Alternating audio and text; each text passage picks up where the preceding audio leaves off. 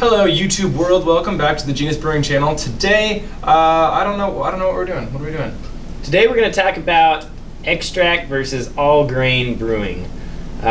This is going to be a video directed towards somebody that's just kind of getting into the home brewing world, or has been brewing just a few batches of, say, extract beer and is thinking about going all grain and wondering what the differences really are between them.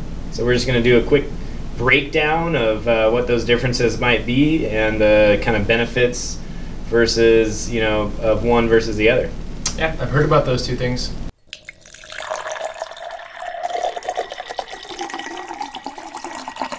So Peter, what is the most basic difference between malt extract and actual malted barley that you would use for all grain brewing? So on the basic level, the beer, before you ferment it, has to have some sugar source, something for the yeast to eat and turn into alcohol. Malt extract is sugar from grains that you just dissolve in water, and that sugar source is there for you.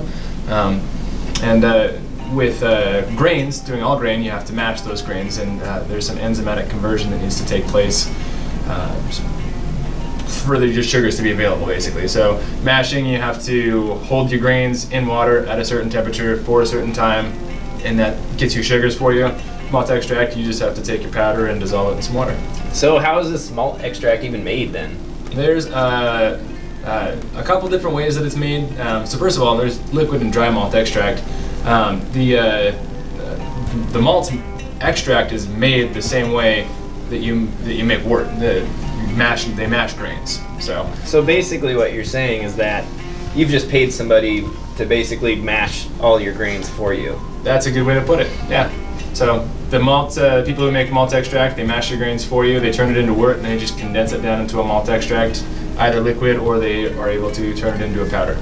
Perfect. So is there a difference in flavor then, since it seems like they look different to start with, when it comes to extract versus all grain? There's a couple of key differences. The first and maybe most obvious to us is that malt extract is very set in how fermentable it is. So you're going to pretty much get the same attenuation across the board with malt extract. And that attenuation, from our experience, tends to be lower than you'd get if you're mashing all grains. So you can make drier beer a little bit easier using grains.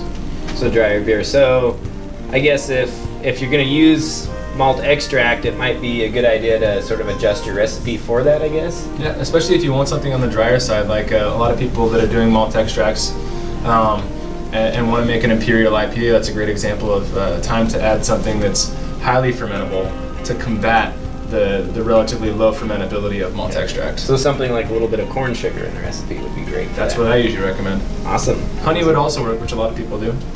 Perfect. Yeah. So what if, say, I wanted to make like a session beer, though? Wouldn't it be great for that? Yeah, so malt extracts can be really great for session beers because it's going to naturally add some body, some creaminess to your beer, even at a lower alcohol percentage. Or sometimes with brewing all grain, you're kind of ending up on the other side of that, where you have too little body, too little left over in your beer if you're only making something that's around 4% alcohol. Logan, tell me a couple of situations where you might choose to do extract over doing all grain. So basically time. I mean, that's the first instant thing that comes to my mind is, say you're in a hurry, maybe you got a full-time job and you don't get home until 6, 7 o'clock at night, but still want to brew, and with extract, you can totally do that. You might be able to get away with, kind of like in some of our previous videos, 16, 17-minute brew day. Realistically, it'll probably be a little longer than that, but there's no reason why you couldn't, brew 5 gallons of beer and have it in your fermenter and within an hour, hour and a half. Whereas with all grain, you're just not going to be able to do that. Other reason why might just be for the overall simplicity. If you're not having to keep track of your mash temps and some of the things associated with all grain, you might spend more time enjoying beer. There we go. I can also think of maybe if you wanted to cut out variables, like let's say you want to do a single hop and really get to know a single hop. Yeah. Cut out all the variables from doing all grain, from having mash variances, and just focus on your hop. And realistically, in the same time frame, if you wanted to do that, you could actually do 2 back-to-back batches really quickly. Try 2 different hops, 2 different yeast. and a really straightforward method. What it comes down to is all grain, generally per batch, is going to be significantly cheaper. Probably $5 to even $10 for a 5-gallon batch of beer. But the sort of downside, the catch there, is that you're going to need a lot more equipment as well as spending more time. I mean, what kind of equipment are we talking about, and what kind of time increase, Peter? Yeah, so if you're really, really efficient, usually you end up doing your all grain batch of beer in, let's say, about 5 hours, including cleanup time. I definitely know people who take longer than that. Compared to doing an extract batch, including cleanup, you're looking at maybe 2 hours total. But the cost definitely plays itself out up front when you're doing all grain, because you need a mash tun. You need a way to basically hold your grain at that temperature, and a way for to filter out the liquid from the grain. What's the benefit that all grains might actually have to doing that besides the cost? So the biggest thing, I think, for on the side of all grain is just the level of variability you have. You have a lot of options when it comes to all grain in terms of malts, especially now we have so many new malts. We just brought in 2 malts that we hadn't brewed with yet here in the shop. So there's a ton to play with. So if you get into this from the cooking or maybe even the scientific experiment side of things, it's really fun to have a lot to play with. And so for that reason, I think a lot of different base malts, very different characteristics to them. Yeah, so you can constantly be doing different experiments. So that's probably, I would say, the biggest reason. The second reason would be just overall control.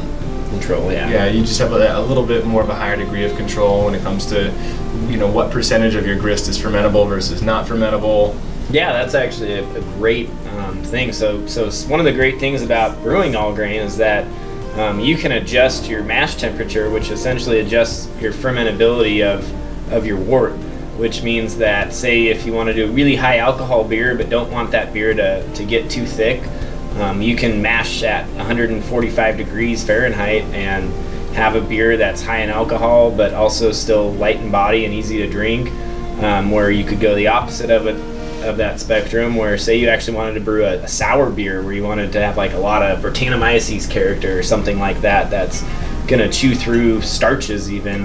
You can mash at 160 degrees Fahrenheit, which might sound kind of crazy because you're not going to get a lot of conversion, but that might be something that you want for a sour beer or kind of more of a funky beer. One thing too that you should be aware of when you're doing extract batches of beer too is actually going to be that people that are don't know much or are just getting into the homebrewing world don't realize that you can actually use grains with your extracts, and generally those are going to be called steeping grains, and those are going to be the same grains that you would put in an all grain beer.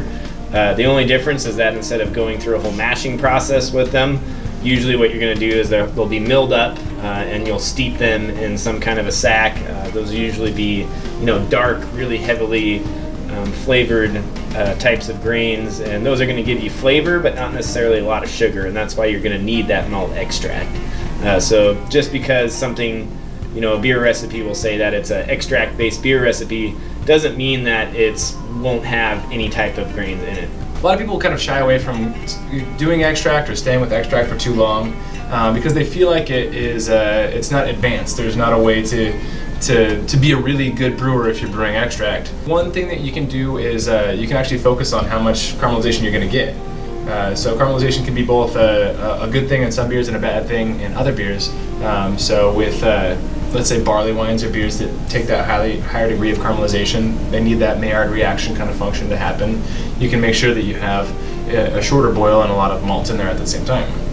With lighter beers, you can add very, very little of the malt extract at the beginning of the boil, and then you can add most of it to the end of the boil to kind of get that same effect you would. Keep your color from getting too dark. Exactly, so you get a bright, vibrant light beer. So also, if you're doing a partial boil, so that means you're boiling, let's say, 3 or 2.5 gallons of liquid to make 5.5 gallons of beer. An easy way to kind of control temperature of what's called a hop stand is to add cold water at the very end of it and drop your temperature down.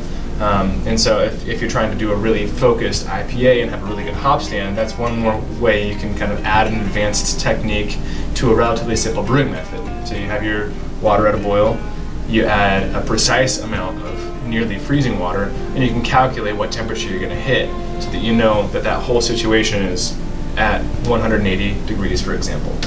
Pretty much a million ways to skin a cat, and hopefully you guys learned a little bit from this video today. If you're thinking about getting into brewing and trying to decide whether you want to go extract or all grain, and if you like our channel, be sure to give us a like or even subscribe, and we look forward to making some new videos for next time. So. Yeah, we got some cool stuff coming up, and then if you have any questions, if you are a beginner that's watching this, please comment below if you got questions, or shoot us a message on Facebook. We answer questions a lot for a lot of people, so. There you go. Also, if you want to brew a beer recipe and you're not really sure what to do, Facebook is actually a great way to get in touch with us.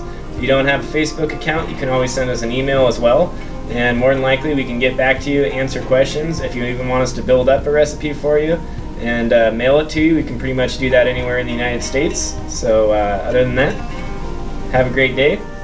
Cheers, guys. Enjoy the beer. Cheers.